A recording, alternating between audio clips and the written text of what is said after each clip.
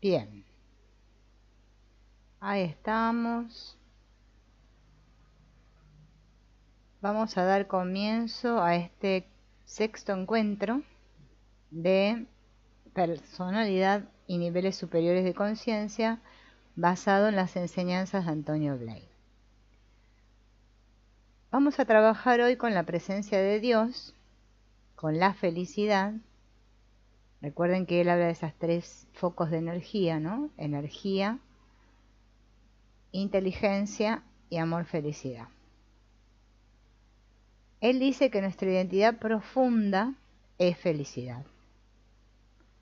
Dentro del desarrollo de nuestras facultades superiores en el nivel espiritual, hemos de tratar algo que parece utópico y que no obstante está al alcance de nuestra conciencia. Es lo que podríamos llamar el arte y la ciencia de la felicidad. ¿Sí? Así lo llama él. Se suele considerar que la felicidad es algo de otro mundo, que en esta vida es imposible encontrar nada que sea realmente y definitivamente pleno, pero esto se refiere a nuestro modo habitual de funcionar. Nosotros estamos destinados a vivir la felicidad, la más grande plenitud que podamos soñar, es nuestro destino, porque es nuestro origen, nuestra fuente. La naturaleza de nuestro ser, la identidad profunda de nosotros mismos, está hecha de felicidad porque somos expresión directa de la felicidad de Dios, de lo absoluto.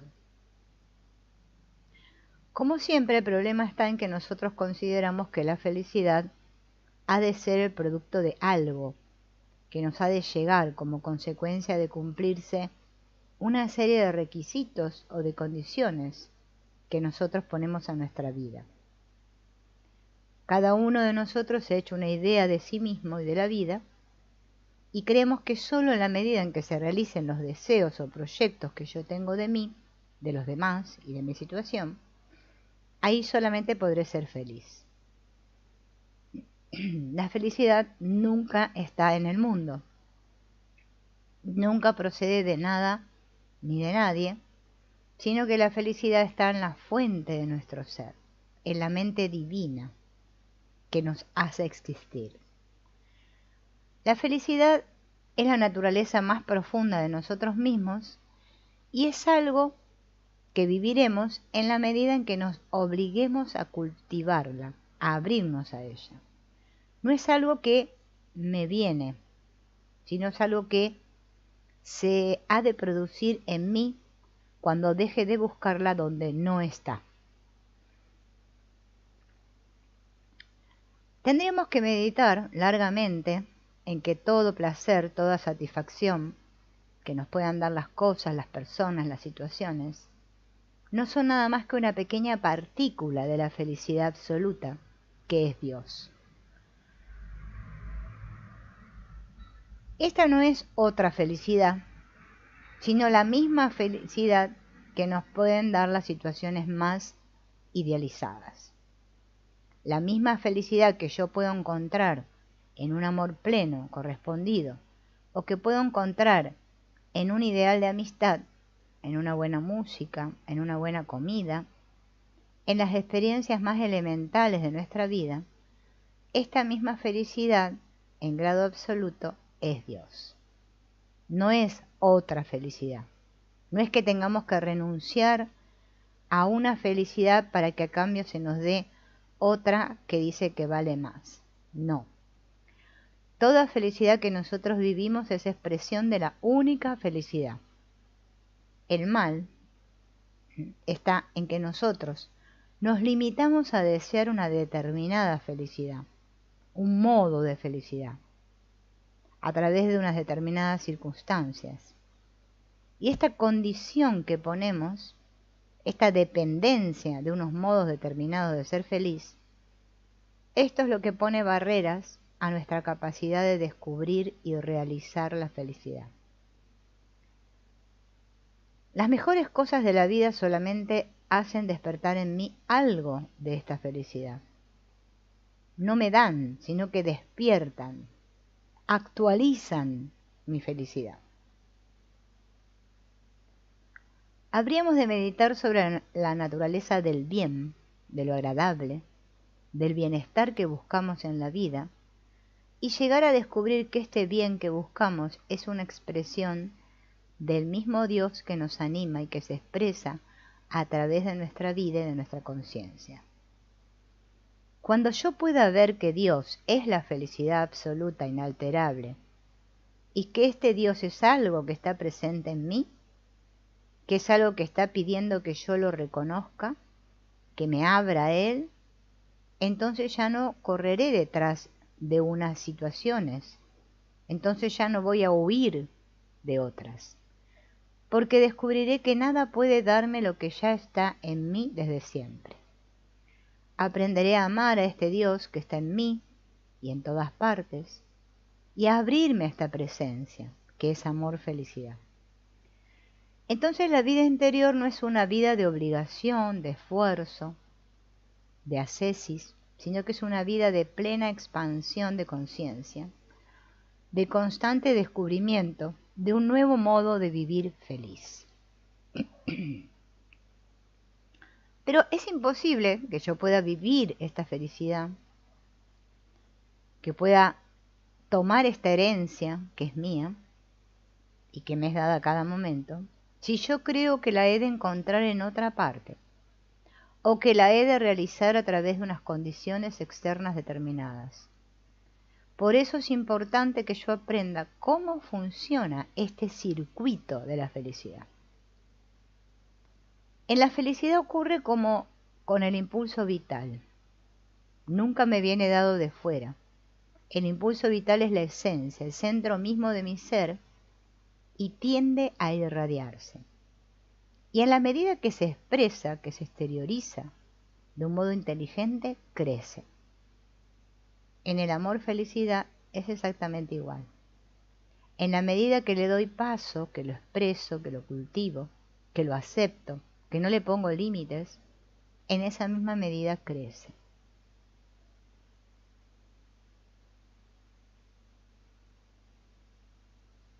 En esto, nosotros sin darnos cuenta aplicamos un criterio material, creyendo que estas cualidades básicas son algo que lo tendremos por posesión acumulativa, que es algo que nos va a venir del exterior, y que reteniendo determinadas cosas retendremos una determinada felicidad o bienestar. Y aplicando este criterio es cuando nos encontramos con repetidos fracasos. Si yo me centro en la intuición que tengo de que Dios es la felicidad y de que Dios es al mismo tiempo la fuente que me está comunicando mi propia vida en todas sus manifestaciones, permitiré que esta felicidad se manifieste en mí del mismo modo que yo puedo tomar el sol poniéndome conscientemente bajo sus rayos. Cuando yo pueda mantenerme centrado en esta intuición de Dios presente como felicidad y amor absolutos, interiormente relajado, contemplando y dirigiéndome afectivamente a este Dios amor, es como si yo permitiera que ese amor, esa felicidad me llenaran desde dentro y pudiera irradiarlos después hacia afuera. Este es el secreto de la felicidad.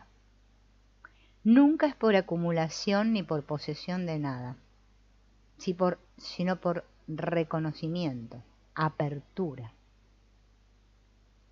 Este cambio de actitud es el que requiere un esfuerzo, de la actitud de esperar de las cosas, a dejar de depender de ellas, centrándonos en esta intuición y aspiración interna.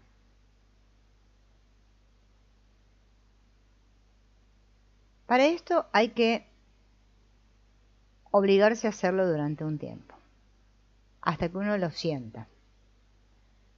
No hay que hacer nada más que esto, meditar en la naturaleza de Dios como amor absoluto y mantener esta intuición abriendo, relajando la mente, el sentimiento y la voluntad. Este es el camino, el medio concreto para descubrir cómo esta felicidad, esta plenitud, este amor está ahí en todo momento, esperando que nosotros nos pongamos receptivos y disponibles para poderse expresar.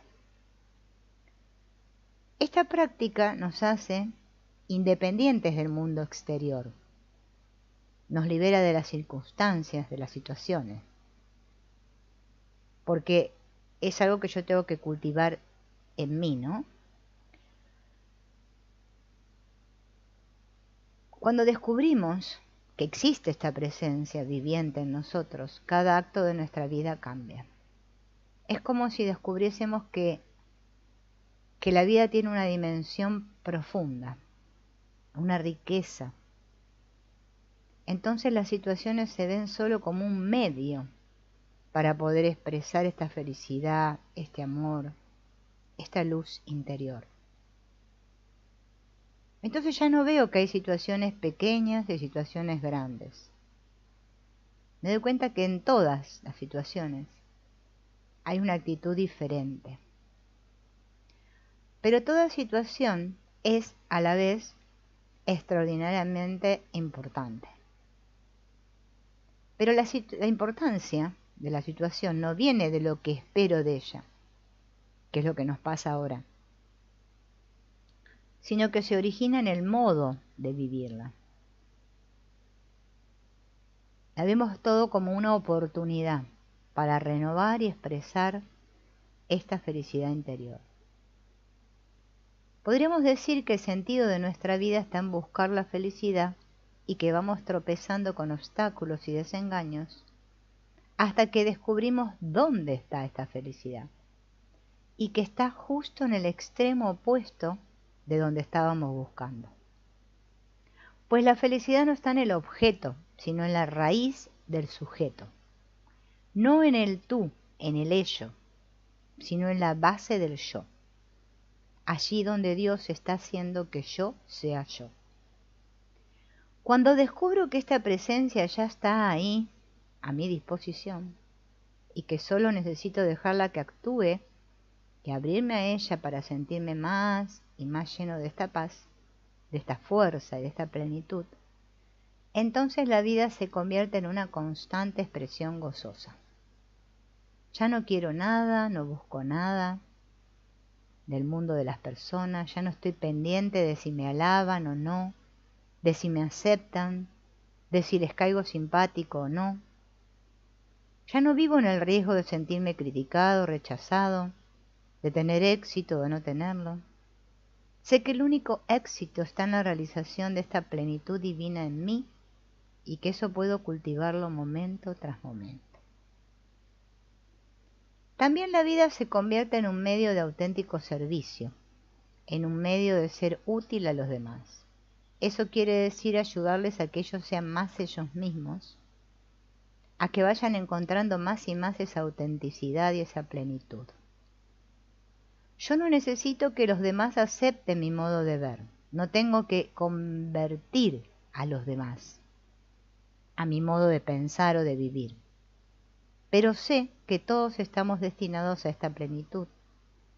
Sé que lo que es el origen de nuestra existencia es también el fin y el objetivo de nuestra existencia, y que nadie se puede perder por el camino. En la vida el drama solo existe cuando yo creo que se va a perder algo fundamental. Pero si yo sé que siempre se va a ganar lo fundamental, si estoy realmente convencido de ello, desaparece toda posibilidad de drama. Entonces la vida se convierte en un juego escénico, en una representación recreativa. Para ello tenemos que examinar nuestras actitudes en la vida diaria y ver si somos consecuentes con el principio de que la plenitud está a nuestro alcance, abriéndonos a Dios presente en nosotros. Deberíamos ir reconquistando las tendencias producidas por muchos años de vivir de manera identificada, extravertida, rectificando nuestras actitudes sin buscar que los demás me afirmen, sin buscar otra afirmación que no sea la afirmación absoluta de Dios en mí. Que yo no busque la felicidad en el mundo ni en las personas. Fíjense en que todos hacemos eso, buscamos la felicidad en el mundo y en las personas, ¿no? Que busque la felicidad en la felicidad absoluta, que es Dios en mí. Y he de ir repasando mis actitudes para ver cómo yo en mi vida diaria todavía caigo en la inercia de esperar de las cosas, de las personas, del futuro, algo que me haga feliz. Pero nada puede hacerme feliz o darme plenitud si no es el abrirme a Dios en mí. El sentido de la vida no es solo el sentido global de la vida, es el sentido de cada instante de la vida. Pues si yo no vivo este sentido en cada instante, yo no podré realizar este sentido. En mi etapa de búsqueda del sentido de la vida es encontrar la plenitud. Luego, si este es el sentido de la vida, este es también el sentido de cada momento de la vida, de cada circunstancia. Porque la vida es un término demasiado general. Y si me conformo con esta idea general, descubriré que mi conducta particular está muy lejos de ese objetivo, la vida, ¿no? Es convirtiéndolo en objeto efectivo de ahora y de momento siguiente, de instante en instante, cómo yo realizaré este objetivo. Me pregunto, ¿estoy abriéndome ahora a lo que es la plenitud, la felicidad, el ser, la verdad? ¿Me estoy abriendo a ello? ¿O estoy esperando que algo o alguien me dé un poco más de afirmación o de satisfacción? Esta perspectiva se podrá ir rectificando mediante la práctica de la meditación y de la presencia. Esto al principio puede darnos la impresión de que nos aísla de las personas, de que disminuye el estímulo, el interés, esa motivación que teníamos antes. Y ciertamente la motivación cambia, pero cambia para mejorar, porque mi motivación será interna, la de expresar algo que vivo, y el resultado será mucho más pleno que si estoy crispado por si me sale bien o mal lo que tenga que hacer, ¿no? Que casi todos estamos ahí.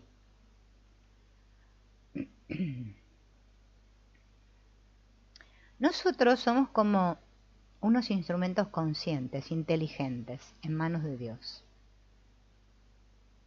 Somos canales para poder iluminar.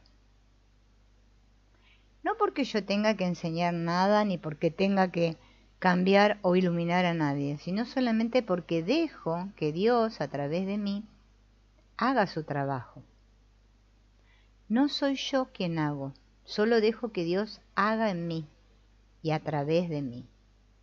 En el momento en que creo ser yo personalmente quien hace algo, estoy cerrando esta apertura hacia Dios, esta puerta de entrada.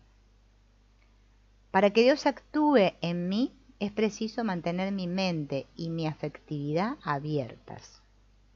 Entonces, la vida adquiere un sentido nuevo.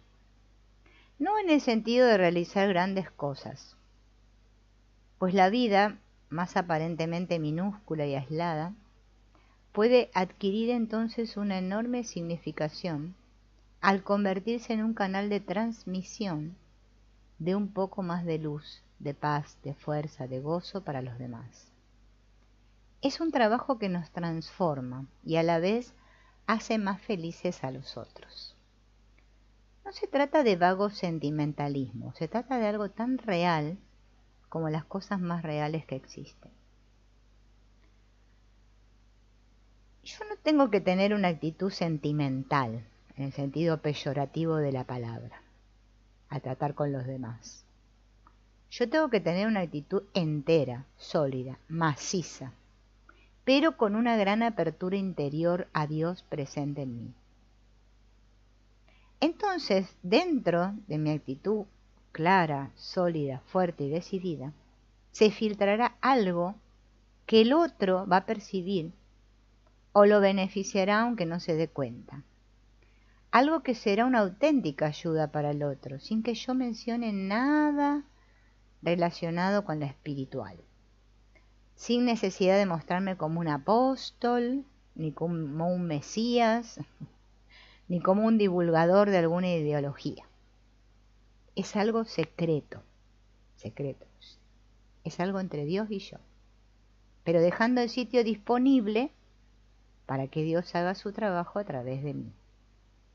Esto lo podemos hacer todos, porque Dios no tiene favoritos.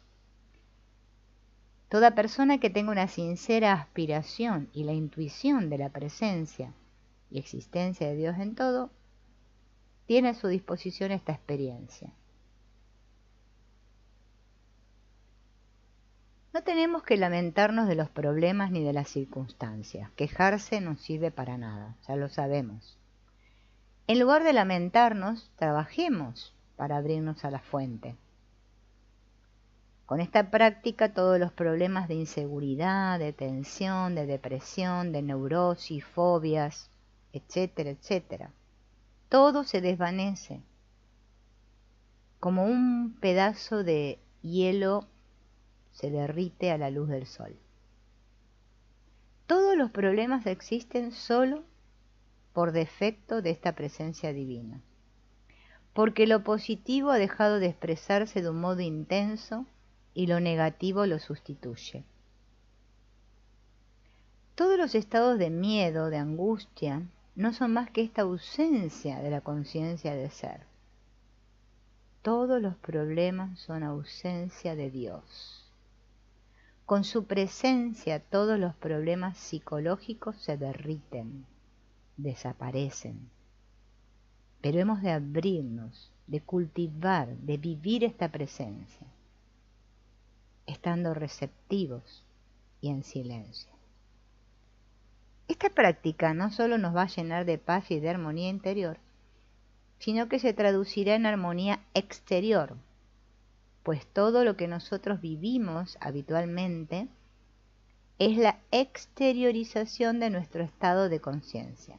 O sea, que las cosas tal como se presentan estructuradas a nuestro alrededor, en lo externo, son la cristalización material de nuestra conciencia interna. Cuando nuestra conciencia se ensancha, se eleva, se produce un cambio en lo exterior. La conciencia interior iluminada da como fruto una armonía exterior en las cosas, en las personas, en todo. Lo exterior es un reflejo de lo interior. En un árbol los frutos brotan del árbol, no vienen del exterior. Nosotros somos como el tronco del árbol y todos los frutos que aparezcan son la exteriorización de lo que vive por dentro del tronco. Y si la conciencia interna es realmente superior, está iluminada por la presencia de Dios, estos frutos van a ser armónicos, llenos de luz. Todos nosotros creemos que lo exterior no depende de nosotros. Pero todas las cosas, todo lo que existe está ahí porque una conciencia lo está creando. Luego otras conciencias lo atraemos y lo retenemos, y cada persona tiende a atraer aquello que está de acuerdo con su estado de conciencia. Por eso vemos personas con problemas interiores que a donde quiera que vayan reproducen estos problemas. Personas con una mentalidad estrecha, que aunque tengan mucho dinero viven estrechamente. Y otras, en cambio, con medios escasos, son interiormente más libres porque su conciencia es más amplia.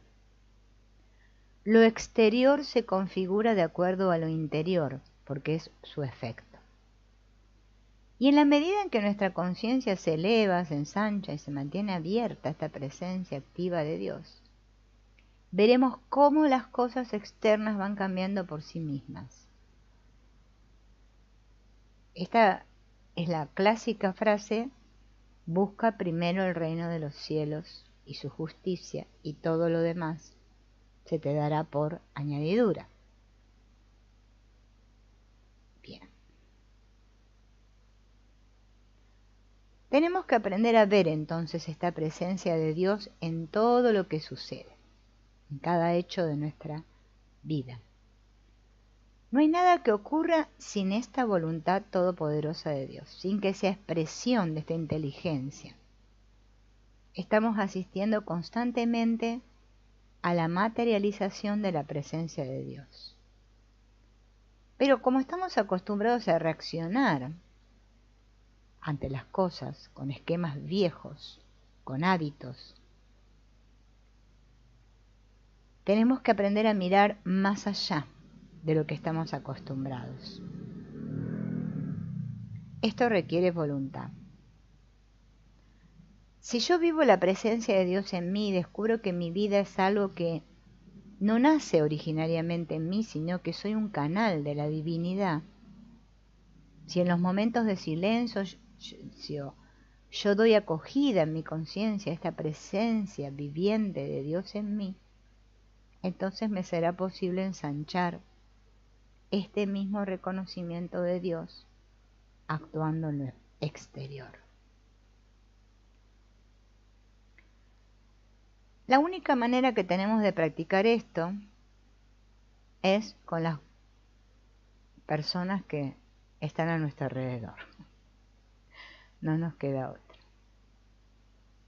Ahí vamos a ver cómo la costumbre ha hecho que nosotros creamos que conocemos a una persona porque nos hemos formado una imagen y una idea de ella y la hemos clasificado de acuerdo a unas características. Y este registro, este fichaje que he hecho, este prontuario, ¿no?, de cada uno, es el que usamos en nuestro trato con la persona. O sea que yo ya no la miro a la persona, sino que yo la miro en función de la ficha que yo hice de la persona. Entonces digo, esta persona es amable, esta otra es generosa, esta es antipática, esta es no sé qué. Pero la persona no es nada de todo eso, no es ni amable, ni egoísta, ni ignorante, ni inteligente. De hecho, no sabemos lo que es la persona, pero por eso lo tenemos que descubrir. Si yo me baso en estos datos del pasado que tengo acerca de la persona, eso me va a impedir descubrir algo nuevo en el otro. Por eso tengo que afinar mi visión. La persona no es lo que hace.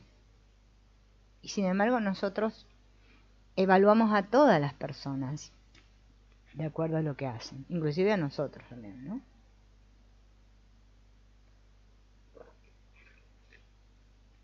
El hacer de una persona es consecuencia de todas las cosas que hay dentro de la persona. Por ejemplo, si a ti te identificaran por un simple rasgo, por ejemplo, esta persona habla de un modo seco, entonces es una persona seca.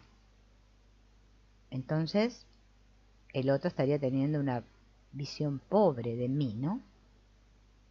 Porque en algunos momentos puedo hablar de un modo seco, pero yo interiormente vivo otras cosas, ¿no? Entonces hacemos identificaciones parciales de las cosas y de las personas, ¿no? Pero eso no la define. Por eso tenemos que, la práctica consiste en transformarnos en observadores profundos, ¿no?, y ecuánimes.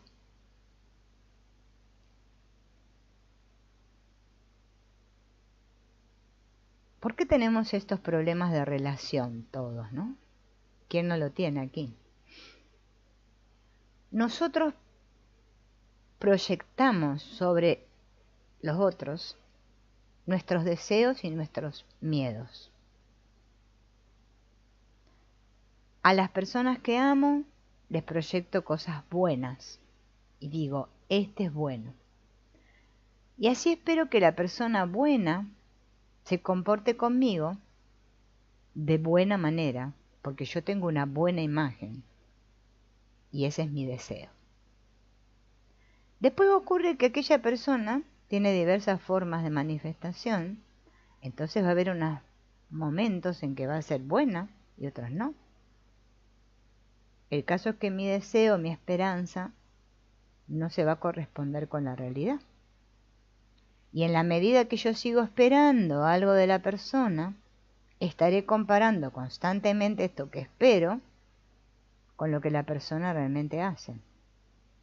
Entonces no veré lo que la persona es, sino que estaré viendo lo que no es, lo que no hace. Estaré viendo la diferencia con mi imagen idealizada. Yo he de poder comprender a las personas por sí mismas, no en relación de una idea que yo tenga, no comparativamente con otras personas, sino por sí mismas. Si yo me obligo a ver a las personas con una mirada renovada, sin echar mano de mis nociones antiguas sobre ella, voy a poder descubrir cosas nuevas. Porque siempre han existido en la persona otras cosas que las que yo he visto, y en segundo lugar porque todos estamos cambiando constantemente. Nuestra mente es la que se ha formado una imagen estática de la persona. Pero las personas no son nunca estáticas, están en continuo cambio, ¿no? Así como nosotros.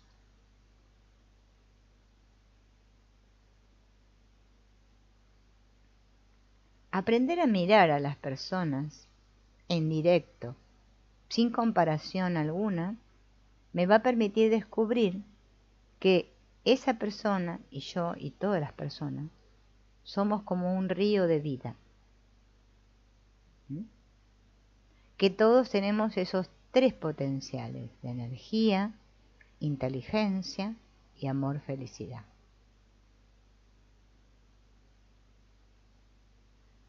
Lo que hace vivir en esa, lo que nos hace vivir va en esa energía profunda,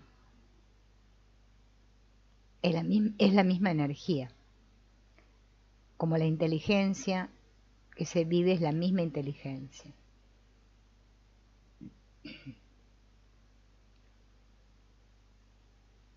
Nuestra naturaleza profunda es Dios, que se está expresando todas estas cualidades de Dios a través de cada cosa y cada persona. No hay nadie que tenga ningún defecto, por más que nosotros llamamos defectos.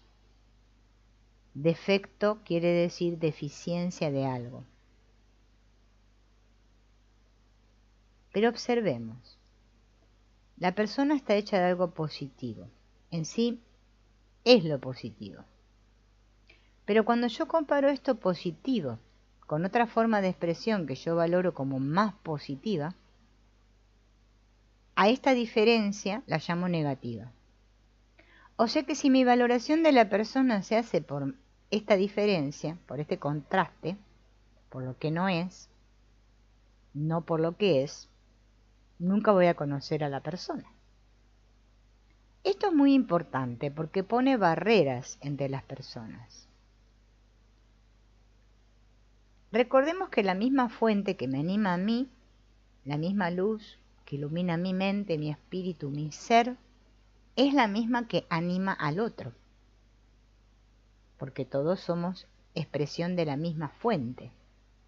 Es por esto por lo que se dice que Dios es el Padre, que nosotros somos hermanos, no en un sentido sentimental, sino que todos somos expresión de la misma fuente, vinculados al mismo origen, enraizados en el mismo suelo. Si yo me puedo abrir más y más a la evidencia permanente de la realidad en mí, que es Dios, iré descubriendo paralelamente esa presencia dinámica de Dios en el otro y en el otro, expresándose en formas distintas y dando lugar a un muestrario increíble de formas de expresión. Y son precisamente esas diferencias y contrastes y contraposiciones las que permiten el movimiento, las que permiten la creación.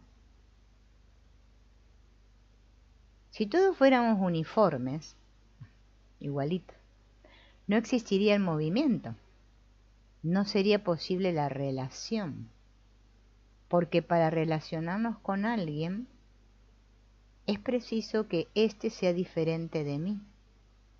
Es la diferencia lo que hace posible el movimiento, la transformación, el crecimiento. Así que resulta que necesitamos ser diferentes, pero por otra parte somos una sola cosa en Dios. Cuando nos olvidamos de esta sola cosa que somos en Dios,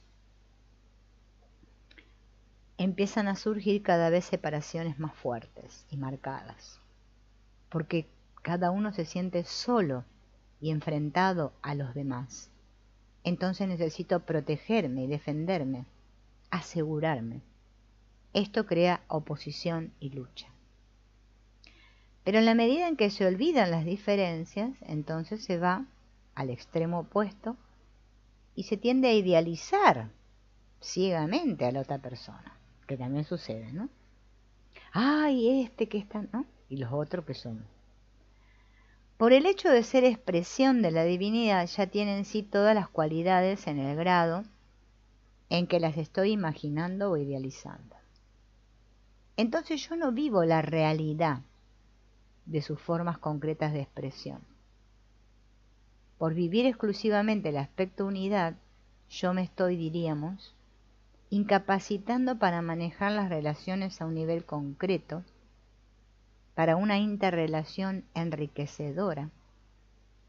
O sea que los extremos resultan erróneos, si los tomo aisladamente, ¿no? La verdad del otro y la correcta relación la encontraré cuanto más yo esté en el centro, pues a través de mi centro yo me acerco al centro del otro. A través de mi autenticidad me acerco a la autenticidad del otro. Y esto no es ninguna utopía. Lo utópico es pretender que los demás sean de una forma determinada. Se trata de vivir abierto a Dios en mí, y esto es lo que produce la conciencia de unidad, que hace que yo comprenda que el otro no es distinto de mí, que no existimos realmente separados, que somos una gran alma, una sola voluntad. Solo a través de los demás yo completo mi conciencia de ser y de existir. Pero por otro lado yo he de vivir muy concretamente las diferencias, pero éstas no me han de servir para dividir. Las diferencias las he de ver como expresiones diferentes de la misma cosa. Gracias a la unidad, cuando me abro a la conciencia de unidad, vivo la noción de realidad, de autenticidad. Pero gracias a la multiplicidad, yo enriquezco los modos existenciales de mi conciencia, veo otras facetas y amplío mis modos de expresión y de comprensión, y ensancho mi conciencia manifestada en la medida que intercambio y me abro a los demás. Si yo quiero descubrir a Dios, a mi Dios dentro de mí y aparte de los demás, es como estar queriendo descubrir a Dios a través de un agujerito. Es cuando paralelamente al descubrimiento de Dios en mí, en ese descubrimiento, paralelamente intento descubrir la realidad, la vida auténtica del otro, cuando entonces ese agujerito, esa pequeña zona de conciencia, se va ensanchando hasta formar un campo extenso, campo que todo él es medio camino para esta conciencia de Dios. La conciencia de Dios no solo es algo que está arriba en relación a nuestra conciencia personal, sino que es algo que lo incluye todo. Todo es en la conciencia de Dios. Cuando yo me abro al todo y a cada cosa particular, estoy ensanchando mi capacidad de descubrir ese todo en manifestación.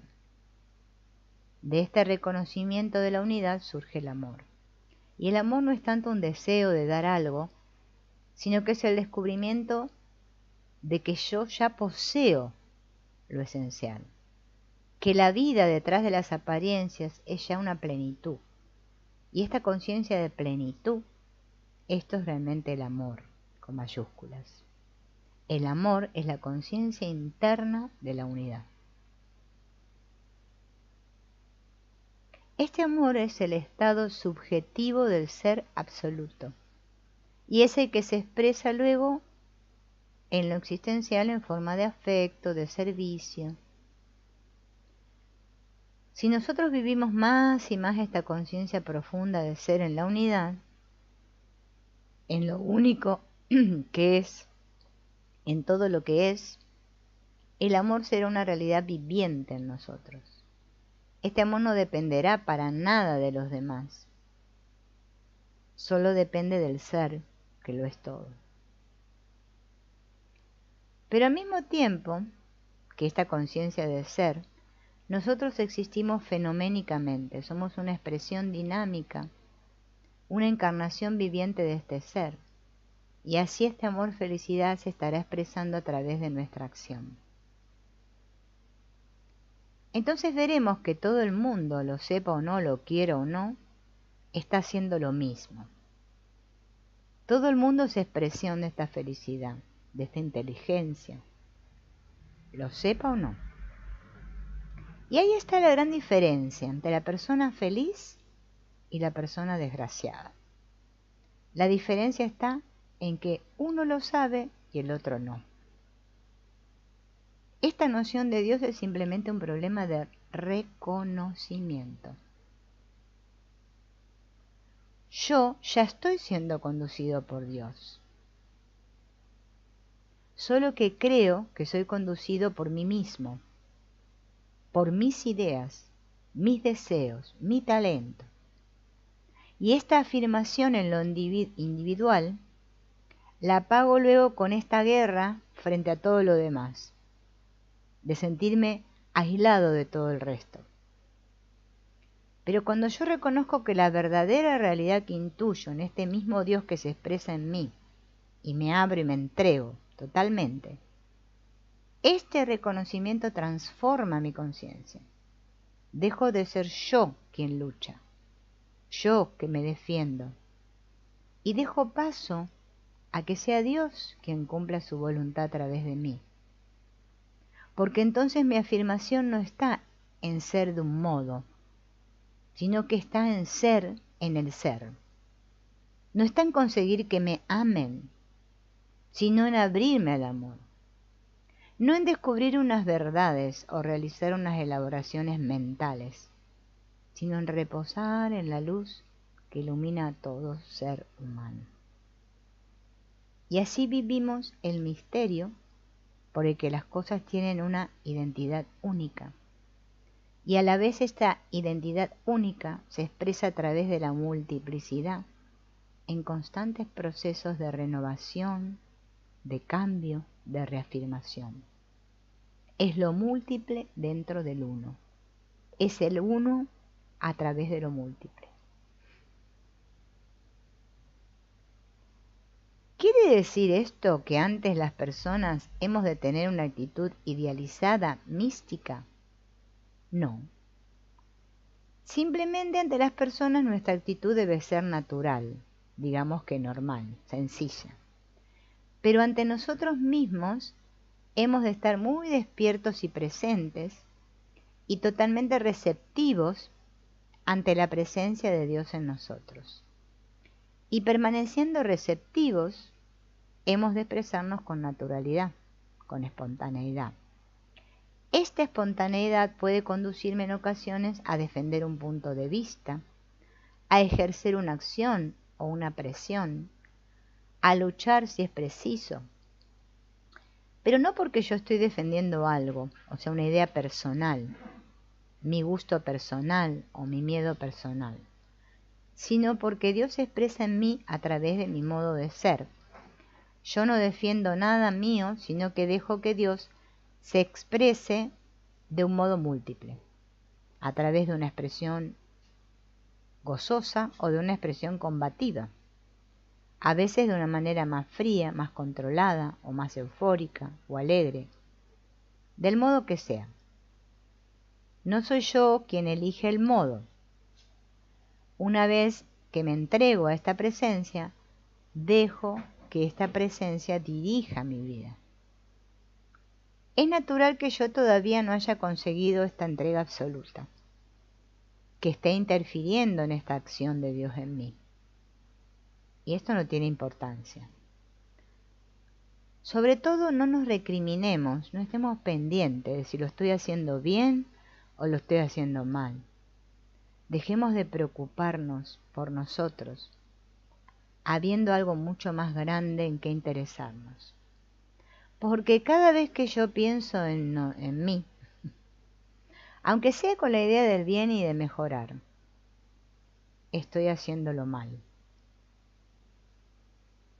Cuanto más pronto me olvide de mi perfección, de mi bien, para abrirnos al gran bien, a la perfección con mayúscula, más pronto vamos a eliminar todos los problemas y vamos a funcionar mejor. Así que no hay que preocuparse de los altibajos, porque cada vez que yo me preocupo por mí, es como que desciendo, regreso otra vez a donde estaba. Dios es lo único que vale la pena de ser pensado y vivido en todo momento. Y en Dios vivirlo todo, desde este punto alto, por encima de la cabeza y atrás, centrándonos ahí. Vivirlo todo, lo que vivo en mi nombre y todas las circunstancias que me rodean. Y esto no es vivir en las nubes, es aprender a unir el cielo y la tierra, porque esta es nuestra misión. La consigna es vivir en esta conciencia amplia, vivir este misticismo experimental lo más elevado posible y a la vez mantener una total sencillez, un gran sentido de realismo ante toda situación. Lo único que cambia es el centro de gravedad. Antes yo me apoyaba en la conciencia de mí, en mis derechos, mis deseos, mis voluntades. Ahora he descubierto que el verdadero centro de mí es lo que yo llamo Dios. Y al trasladar este centro de gravedad de la noción de mí a la noción de Dios, entonces quedo todo yo disponible para vivir con simplicidad todas las cosas de la vida diaria. Y nadie debería notar que estoy viviendo esto. Mi sencillez y mi naturalidad deben ser totales. Porque si creo que debo hacer algo especial para vivir esto, entonces ya estoy interponiendo algo. Cuando yo hago algo para conservar o aumentar un estado o sensación, ya estoy interfiriendo. La sencillez es la marca de fábrica de la espiritualidad real. Cuando aprendemos a no preocuparnos por nosotros y a descubrir la plenitud, la realidad, la felicidad, en esta presencia constante, nos convertiremos en mensajeros del gozo, de la alegría, del buen humor. Ya no estaremos buscando la satisfacción a través de los demás, ni pendientes de sus opiniones. No seremos esclavos de los otros. Y por eso podremos ser naturales y auténticos. Podré expresar amor porque no habrá temor. Podré expresar verdad porque no habré de ocultar nada en mí. Podré expresar fuerza porque no estaré reteniendo para mí las energías.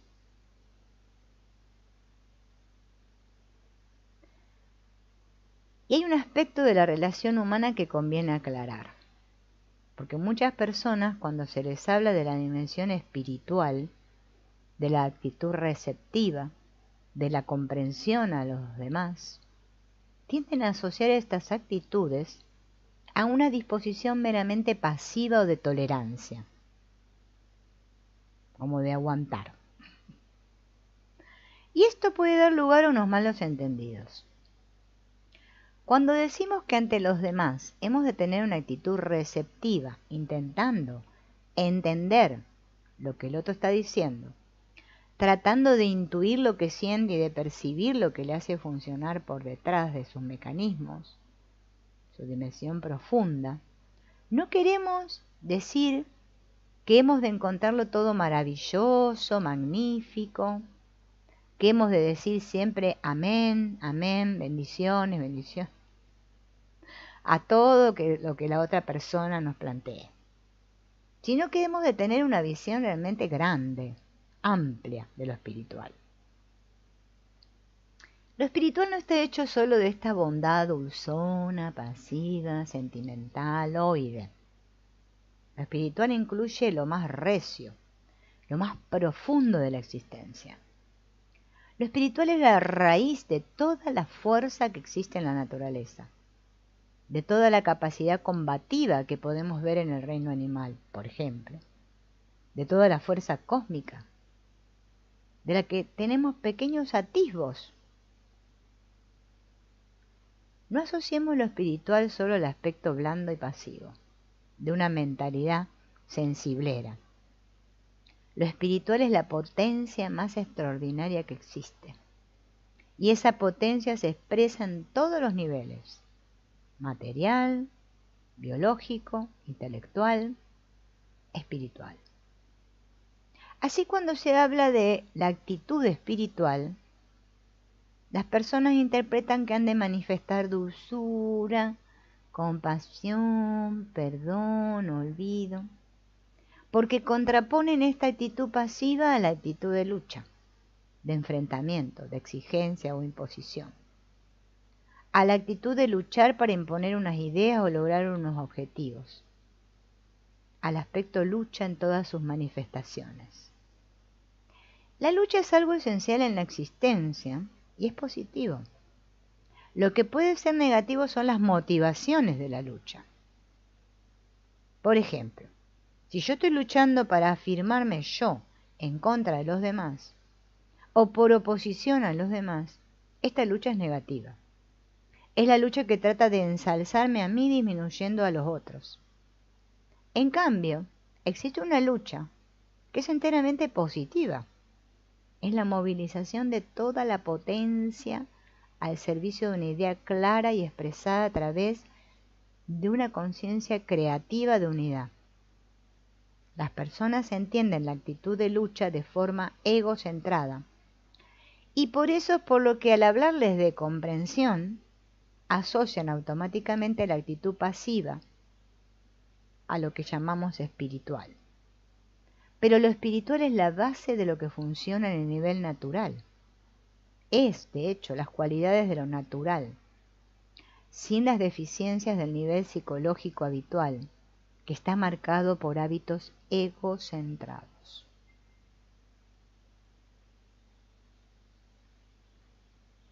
Muy bien.